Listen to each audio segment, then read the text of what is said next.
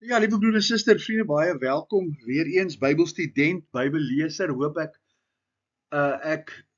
my met u op daardie wyse kan assosieer, omdat my doel is nie om enigiets anders te bereik as om saam met jou die woord van God te leer ken nie, die dieptes te ontdek en eintlik die eenvoud daarvan te verstaan nie. Die afgelope week het daar 'n baie belangrike tyd in my lewe verbygegaan. Die 26ste November, toe ek in Virginia se Mothsaal daardie aand so by na 8, half 9 se kant besef het dat ek verlore is by 'n wederkomsreeks, verstaan het dat Jesus sy lewe vir my gegee het deur in my plek vir my sondeskuld te sterf. En hy hierdie genade aanbieding vir my aanbied dat ek sy kind mag wees. Dit kon aanneem en dan in 'n kerk groot geword met 'n baie streng konservatiewe reëls, diep waardes en ongelooflike leraars.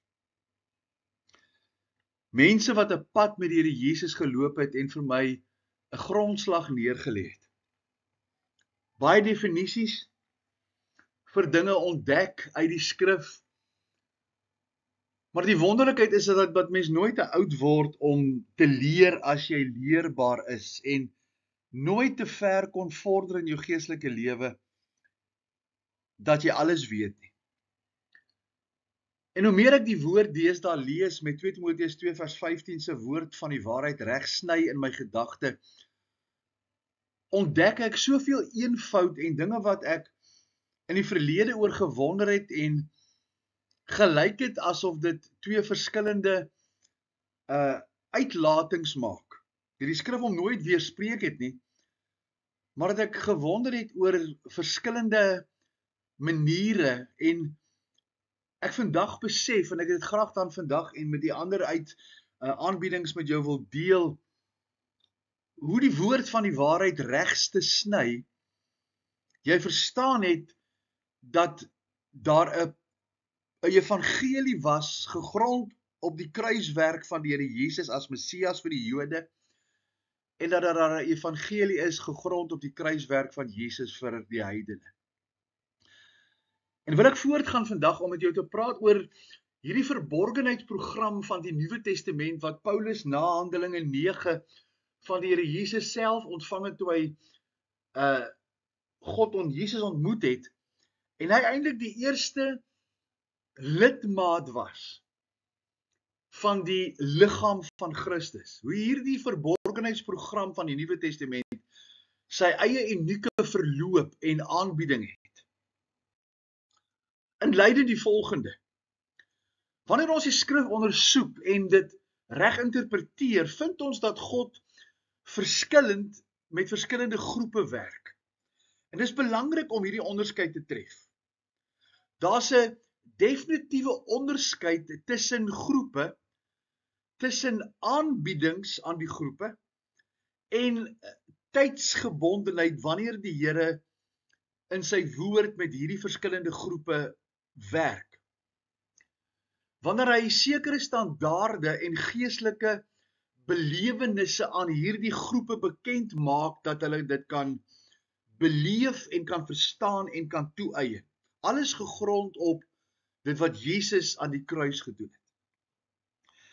Elke groep ontvang dan, ek wil die woord gebruik, 'n ander evangelie aanbieding. Maar alles onder dieselfde verlossingsplan en verlosser, maar met verskillende aannemingsvoorwaardes en uitkomste. Vir die volk Israel is dit 'n aardse koninkryk onder die wet, en vir die heidene, die nie-Jode, is dit 'n hemelse koninkryk in die dispensasie van genade. As ons kyk na 'n klompie verskeidenheids verborgenheidsidentiteite wat hierdie program het, wat homself uniek en anders maak. So in die eerste plek, die verborgenheidsprogram het sy eie apostel of dan sy eie gestuurde. Die evangelie vir die Jode het gegaan oor Petrus en sy aanbieding aan die Jode om Jesus as Messias te aanvaar. En ons lees daarvan in Handelinge 2 vers 36 tot 47. Maar ek wil fokus op die verborgenheidsprogram van die apostel Paulus as die gestuurde vir die heidene. In Romeine 11 vers 13 lees ek, skryf Paulus en hy sê, want aan julle heidene sê ek, vir sover as ek 'n apostel van die heidene is, verheerlik ek my bediening, as ek tog maar net my eie volk jaloers kan maak, en sommige uit hulle kan red. Paulus is 'n ras-egte Jood uit die stam van Benjamin, 'n fariseer van fariseërs, 'n skrifgeleerde van skrifgeleerdes. Aan die voete van Gamaliel geleer, een van die groot geeste van die tyd in die Joodse skrifgeleerde fariseer kultusse. En hy sê dat hy 'n apostel of 'n gestuurde is vir die heidene, en wanneer hy met die heidene hierdie evangelie van die verborgenheid deel, is sy doel om sy mense jaloers te maak, om die evangelie aan te neem wat hulle verwerp het toe hulle Jesus as Messias verwerp het. In 1 Timoteus 2 vers 6 en 7 skryf Paulus aan Timoteus, hy sê wat homself gegee het, hy praat van Jesus, as 'n losprys vir almal, as 'n getuienis op die regte plek, waartoe ek aangestel is as 'n prediker en 'n apostel. Ek sê die waarheid in Christus, ek lieg nie. Ek is 'n leraar van die heidene in geloof en in waarheid. So die verborgenheidsprogram wat Paulus aan die nie-Jode bied, maar wat hy ook dan, as jy Efesiërs lees, aan die Jode aanbied, word hy die gestuurde, die woord apostel, die gestuurde van hierdie verborgenheidsprogram. In die tweede plek het die verborgenheidsprogram sy eie skrifdele. Petrus bied aan die Jode 'n evangelie aanbieding wat gekoppel is aan onder andere die nakoming van die wet, Jesus as Messias, en doen wat hulle wette sê. Vir die verborgenheidsprogram het Paulus 'n openbaring van Jesus gehad, wat die aanbieding in skrifdele baie onderskeibaar maak. 1 Korintiërs 14 vers 36 skryf Paulus aan die gemeente, hy sê, of het die woord van God van julle uitgegaan, of het dit tot julle gekom? As iemand meen dat hy 'n profeet of 'n geestelike mens is, moet hy erken dat wat ek aan julle geskrywe is, bevele van die Here is. Hy sê die woord het uitgegaan na julle toe, of die woord het na julle gekom, vra hy, as 'n bevestiging dat die woord sy oorsprong het as 'n bevel van die Here, wat uitgegaan na julle het toe, en na julle as heidene gekom het. Wat ek dan geskrywe het as bevele wat van die Here afkom. So aan die ander woorde, die verborgenheidsprogram wat Paulus aan die nie-Jode bied, maak hy baie duidelik dat dit afkomstig is van die Here Jesus self. Hy sê in die Galate brief ook dat ek dit nie van 'n mens gekry nie, maar van die Here Jesus self. 1 Tessalonisense 4 vers 1 lees ek, hy sê verder aan broeders, vra en vermaan ons julle in die Here Jesus, dat julle, soos julle van ons geleer het, hoe julle moet wandel en God behaag nog oorvloediger mag wees.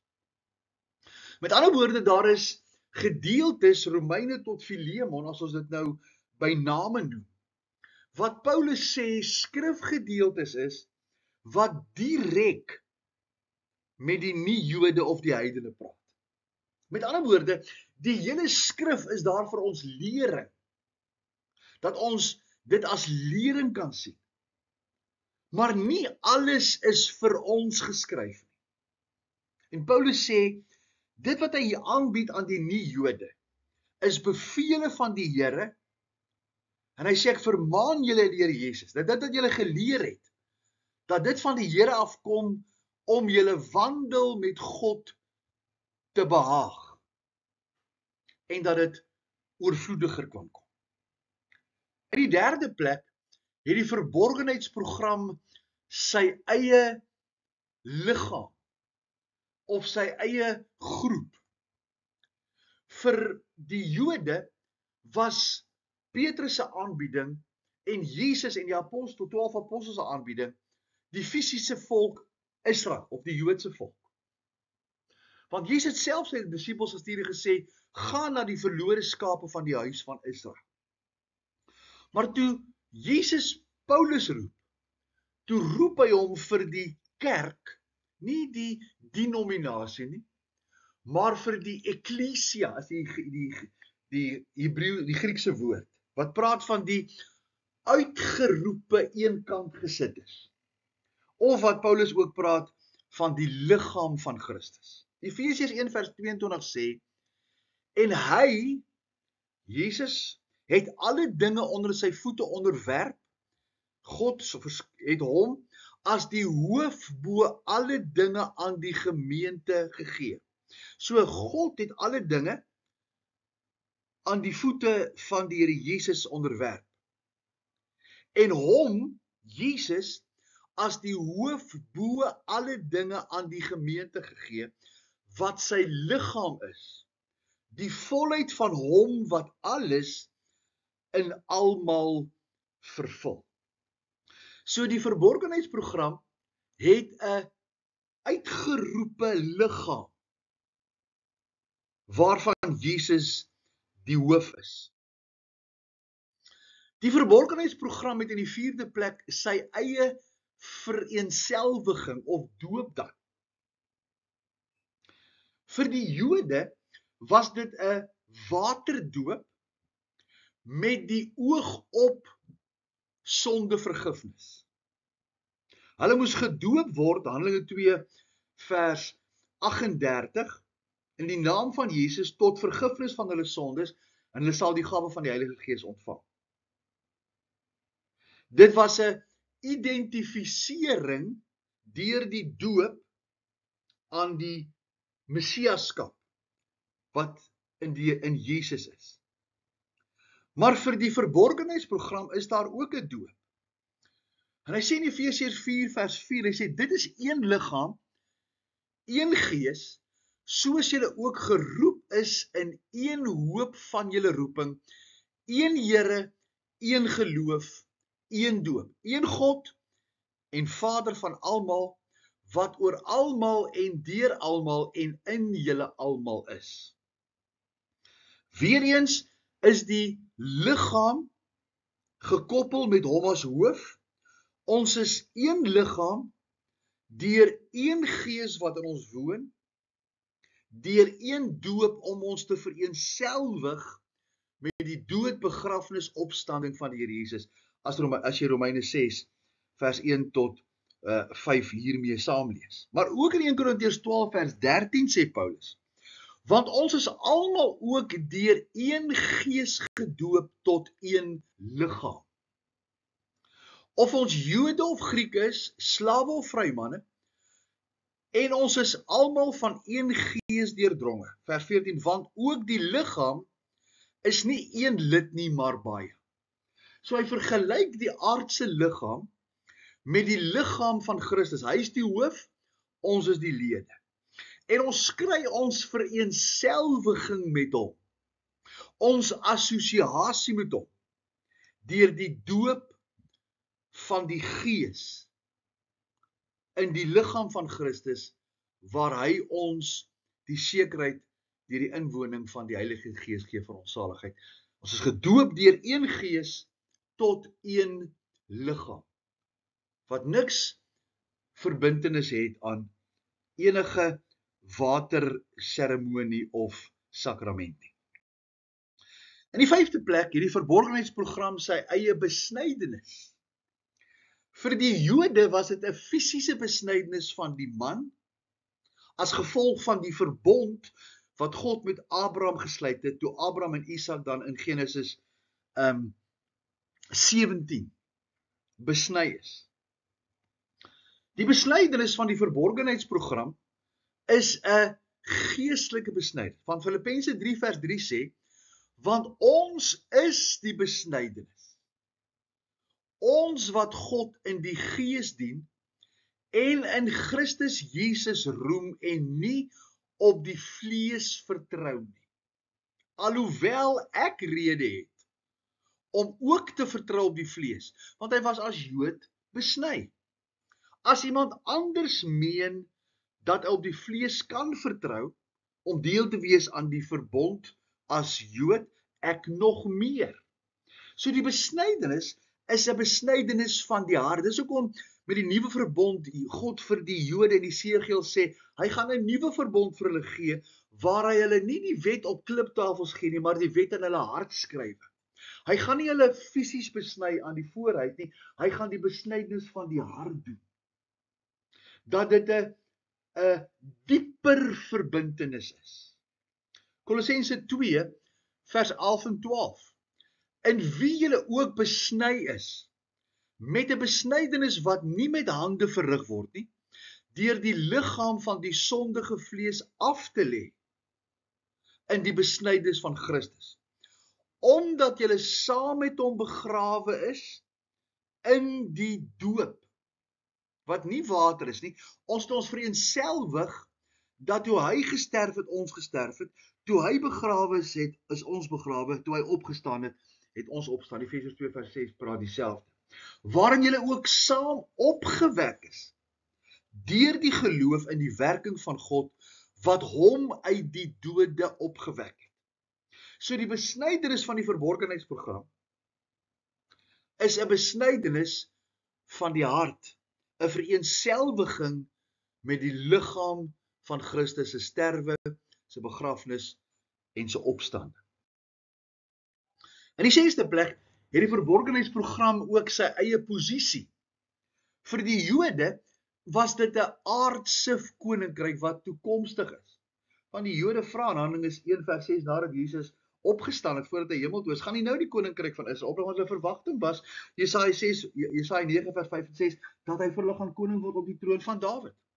Maar vir die verborgenheidsprogram is daar 'n ander posisie of 'n ander verwagting.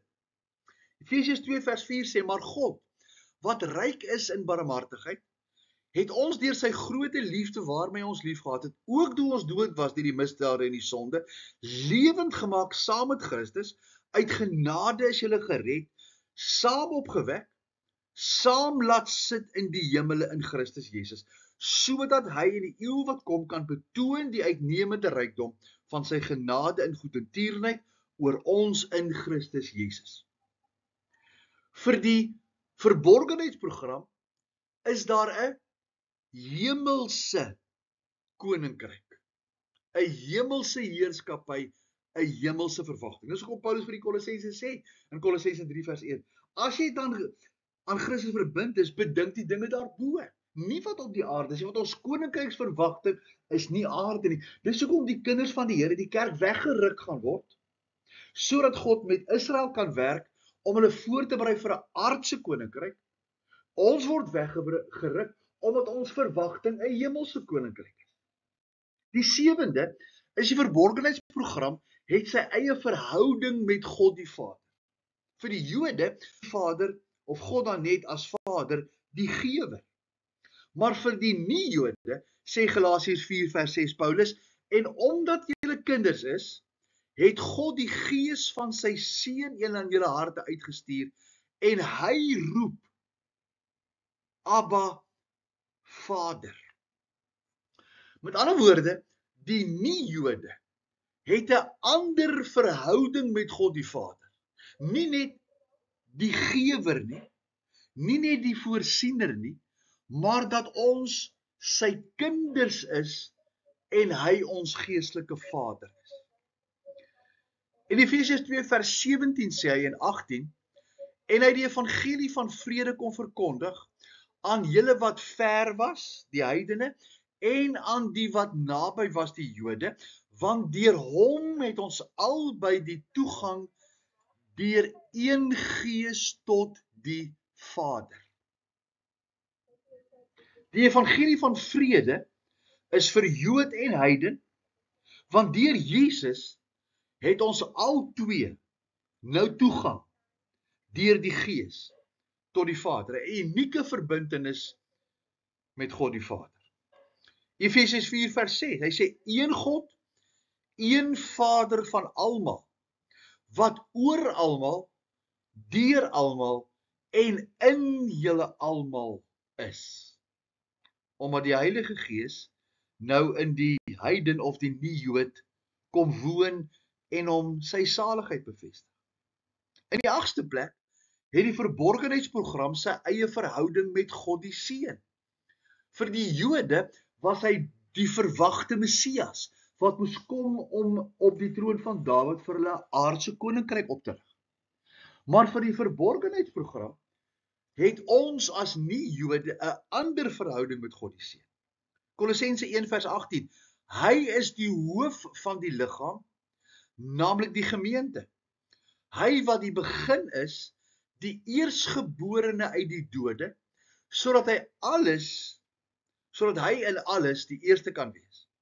Want dit het die Vader behaag, dat in hom, in Jesus, die ganse volheid moet woon. En ons, sê hy, het daardie volheid deur die inwoning van die Heilige Gees.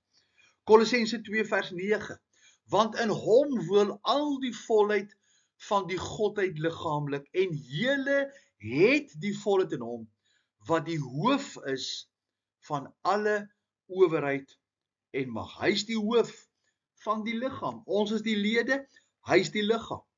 Hy is die hoof, ons is die lede. Galasiërs 2 vers 20. Ek is met Christus gekruisig. Ek leef nie meer nie, maar Christus lewe in my. En wat ek nou in my vleeslike liggaam, in my aardse, hierdie fisiese liggaam leef ek deur die geloof in die Seun van God, wat my lief gehad het, en homself vir my oorgegee het. 'n ander verhouding met God die Seun. Maar in die 8ste plek, het die verborgenheidsprogram ook 'n ander verhouding met die Heilige Gees. In die Jode, die Ou Testament, was die werk van die Heilige Gees sporadies en by insidente, of gedeeltelik. Maar wanneer ons na die verhouding van die Heilige Gees na die nie-Jode of die heidene kyk, is daar 'n unieke verhouding. Romeine 8 vers 26, net so kom die Gees ons swakhede ter hulp. Want ons weet nie reg wat ons moet bid nie. Maar die Gees tree vir ons in met onuitspreeklike sigtinge. En hy wat die harte deursoek, weet wat die bedoeling van die Gees is. Omdat hy ooreenkomstig die wil van God vir die heiliges intree. Dis die inwonende Gees in 'n ander verhouding as met die Jode. Wat weet wat in ons harte aangaan, wat weet wat in die hart van God aangaan, en hy bring hierdie twee sigtinge na mekaar toe. 1 Korintiërs 6 vers 19. Of weet julle nie, dat julle liggaam 'n tempel is van die Heilige Gees wat julle is nie, wat julle van God het, en dat julle nie aan julle self behoort nie. 'n unieke verbintenis met die Heilige Gees. Hy kom woon en hy maak van ons liggame sy tempel. Efesiërs 3 vers 16. Dat hy aan julle mag gee na die rykdom van sy heerlikheid, om met krag versterk te word deur die Gees in die innerlike mens. Die Heilige Gees kom woon in ons harte, om ons met krag te versterk, om ons hoop te gee, om ons 'n verwagting te gee, om ons sekerheid te gee, om ons toe te rus. Die 10de, die verborgenheidsprogram, het sy eie wandel. Vir die Jode was die wandel van die Jood met God gewees, om aan die ander volke te toon hoe God gedien moet word. Maar vir die nie-Jode, vir die heidene, is daar 'n unieke wandel in hierdie verborgenheidsprogram. Efesiërs 4 vers 1, ek vermaan julle dan, ek die gevangene van die Here, om waardig te wandel die roeping waarmee julle geroep is. Hy het julle sy lewe gebied deur die inwoning van die Heilige Gees, sê Paulus, so wandel anders, wandel uniek, wandel heilig. Kolossense 2 vers 6. Soos julle dan Christus Jesus die Here aangeneem het, wandel so in hom. Hy het ons sy volmaakte lewe gegee, om God daarteer te behaag. Hy het ons sondige lewe geneem, en die skuld daarvoor betaal, en hierdie verandering, of hierdie oorplasing van skuld bewerkstellig. Hierdie wandel is gewortel en gebou in hom en bevestig in julle geloof, soos julle geleer is, terwyl julle daarin oorvloedig is in danksegging. Lewe anders met 'n ander gesindheid. Die 11de, hierdie verborgenheidsprogram het sy eie sending. Die groot opdrag wat aan die Jode gegee is, was sê, gaan verkondig die evangelie, doop hulle en leer hulle om alles te onderhou. Maar vir die verborgenheidsprogram is daar 'n ander sending. Met ander woorde, wat sê ek? Die groot opdrag is nie vir die heidene en die groot opdrag was vir die Jode, want hulle moes gaan die evangelie verkondig, hulle moes mense doop en hulle moes mense leer om alles te onderhou wat Jesus gesê het. 2 Korintiërs 5 vers 14. Want die liefde van Christus dring ons, omdat ons van oordeel is, dat as een vir almal gesterf het, hulle dan almal gesterf het. En hy het vir almal gesterwe, sodat die wat lewe, nie meer vir hulle self moet lewe nie, maar vir hom wat vir hulle gesterf het en opgewek is. En dit alles is uit God, wat ons met homself versoen het deur Jesus Christus. Hoor nou, en ons die bediening van die versoening gegee het. So wat is die kind van God se sending? Gaan verkondig. 1 Korintiërs 15 vers 3 en 4. Hy het gesterf volgens die skrifte, hy is begrawe, hy is opgewek volgens die skrifte, en hy het homself lewend laat bekend gemaak, deur aan hulle te verskyn. En hy wag vir 'n geleentheid om aan elke mens op aarde te verskyn, om te sê, hier is my offer, hier is my aanbieding, neem dit deur die geloof. Efesiërs 3 vers 9. En vir almal aan die lig te bring, wat die gemeenskap is van die verborgenheid, wat van alle eeue af verborge was, in God wat alles geskaap het, deur Jesus Christus. So wat is die sending vir die nie-Jood? Om aan die lig te bring, dat God 'n verborgenheid openbaar, dat sy seun in jou plek gesterf het, en dat jy in gemeenskap met God kan terugkeer. Die 12de is die verborgenheidsprogram met sy eie evangelie. Vir die Jode was dit geregtigheid deur gehoorsaamheid aan die wet. 1 Korintiërs 15 vers 3, ek het hom nou gesê, want in die eerste plek het ek aan julle oorgelewer, wat ek ontvang het, dat Christus vir ons gesterf het, volgens die skrif. Dat hy begrawe is, dat hy op die derde dag opgewek is volgens die skrif, en dat hy aan Sefas verskyn het daarna aan die 12. Dis die evangelie. Efesiërs 2 vers 8 en 9. Want uit genade is julle gered, deur die geloof, nie uit julleself nie, dis 'n gawe van God, nie uit werke nie, sodat niemand mag roem. Vir die Jode was dit geregtigheid deur gehoorsaamheid. Vir die heidene, genade deur geloof sonder werke, as 'n geskenk. Die 13de verandering is die verborgenheidsprogram het sy eie eindtydvervullings. Vir die Jode was dit 'n aardse koning in Jerusalem. Vir die nie-Jode, 1 Timoteus 4 vers 1, maar die Gees sê duidelik, dat in die laaste dae sommige van die geloof afvallig sal word, en verleidende geeste en lerings van duiwels sal aanhang. Deur die gefeinsheid van leraars, wat gebrandmerk is in hulle eie gewete, wat verbied om te trou, en gebied dat die mens hulle moet onthou van voedsel wat God geskaap het, om met danksegging te gebruik. Deur die gelowiges en die wat die waarheid ken. Met ander woorde, daar is ander uitkomste aan die einde. 'n Volgende teksvers van die eindtydverwagting is 2 Timoteus 3 vers 1, maar weet dit, dat in die laaste dae swaar tye sal kom. Want die mense sal liefhebbers weet van hulle self, geldgieriges, grootpraters, trotsaars, lasteraars, ongehoorsaam aan hulle ouers, ondankbaar, onheilig, sonder natuurlike liefde, onversoenlik, kwaadsprekers, bandeloos, wreed, sonder liefde van die goeie, verraaiers, roekeloos, verwaand, liefhebbers van genot, meer as die van God, mense wat 'n gedaante van godsaligheid, maar die krag daarvan verloor. Keer julle van hierdie mense af. Daar's ander eindtyd vervullings. Die 14de, daar's 'n ander wederkoms. Die verborgenheidsprogram het sy eie wederkoms. Vir die Jode was dit, hy moes kom om vir hulle koning te word, by sy fisiese tweede koms. Vir die nie-Jode, in die verborgenheidsprogram is dit die wegraping. Maar broeders, ek wil nie hê dat julle moet onkundig wees met betrekking tot die ontslapenis nie. Sodat julle nie moet tree soos ander wat geen hoop het nie. Want as ons glo dat Jesus gesterf en opgestaan het, dan sal God so die wat in Christus ontslaap het, saam met hom bring. Want dit sê ons vir julle deur die woord van die Here. Sien jy? Hy sê dat hierdie openbaring is deur die woord van die Here. Met ander woorde, as jy die wegraping verwerp, verwerp jy die woord van die Here. Dat ons wat in die lewe oorbly by die wederkoms van die Here, die ontslapenis hoegenaamd nie voor sal wees nie. Want die Here self sal van die hemel neerdal, met 'n geklank, met die stem van die aartsengel, of met 'n geroep, met die geklank van die basuin, en die wat in Christus gesterf het, sal eers opstaan. Daarna sal ons wat in die lewe oorbly, saam met hulle in wolke weggevoer word, die Here tegemoet in die lig, en so sal ons altyd by die Here wees. Ons verwagting is hemels. Dis waarom ons weggeraap word. Vers 18 sê, bemoedig mekaar met hierdie woorde.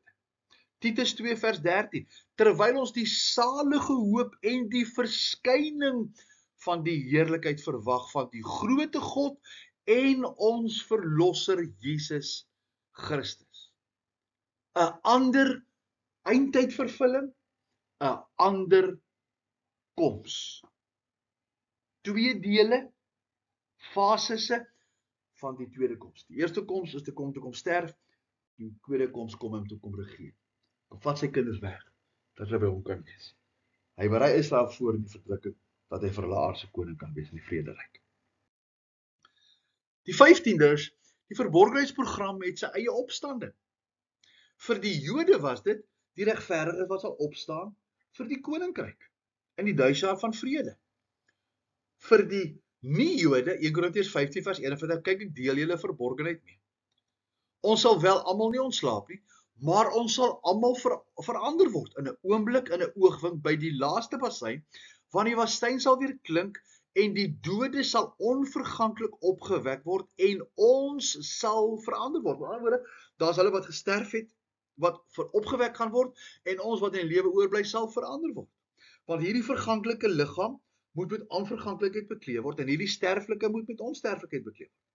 Dan sal vervul word die woord wat geskryf is, die dood is verslind in die oorwinning van die opstanding van Jesus.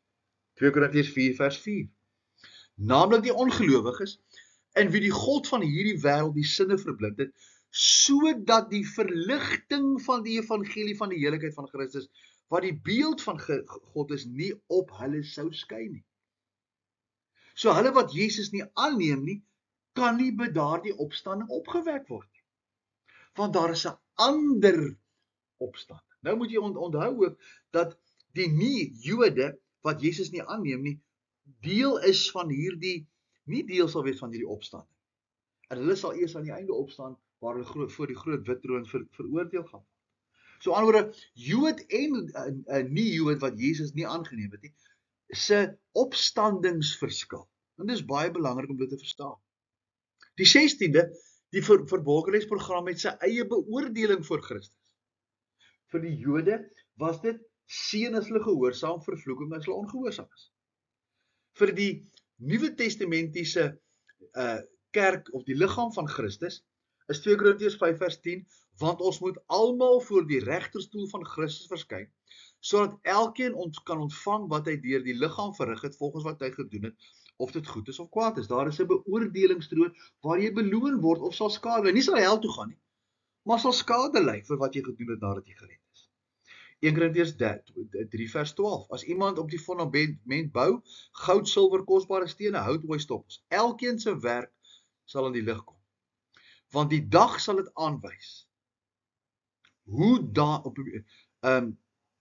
aanwys omdat dit deur vuur openbaar gemaak sal word. En die vuur sal elkeen se werk op die proef stel hoe danig dit is. Goud, silwer, kosbare stene sal nie in die vuur verbrand nie. Hout, ooi, stoppels sal verbrand. Vers 14. As iemand se werk bly staan, wat hy daarop gebou het, sal hy loon ontvang.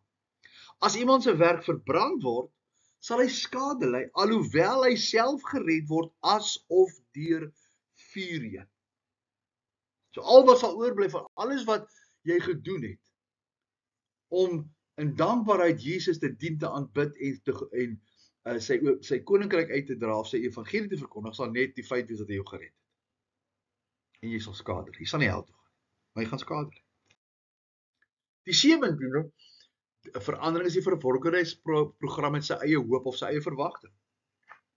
Vir die Jode was dit om God deur werke te behaag. Filippense 3 vers 20 vir die nie-Jode. Hy sê, want ons burgerskap is in die hemele, vanwaar ons as verlosser verwag die Here Jesus Christus. Ons hoop, ons verwagting is ons burgerskap in die hemel. Kolossense 1 vers 3, ons dank die God en die Vader van ons Here Jesus Christus, altyd as ons vir julle bid, omdat ons gehoor het van julle geloof in Christus Jesus, en julle liefde tot al die heiliges, vanweë die hoop wat vir julle weggelê is in die hemele, waarvan julle vroeër gehoor het, deur die woord van die waarheid van die evangelie. Die verborgenheidsprogram het 'n ander hoop en 'n ander verwagting. Die laaste, die verborgenheidsprogram, het sy eie erflating. Vir die Jode was dit Jesus as Messias, koning in 'n land soos aan Abraham beloof is.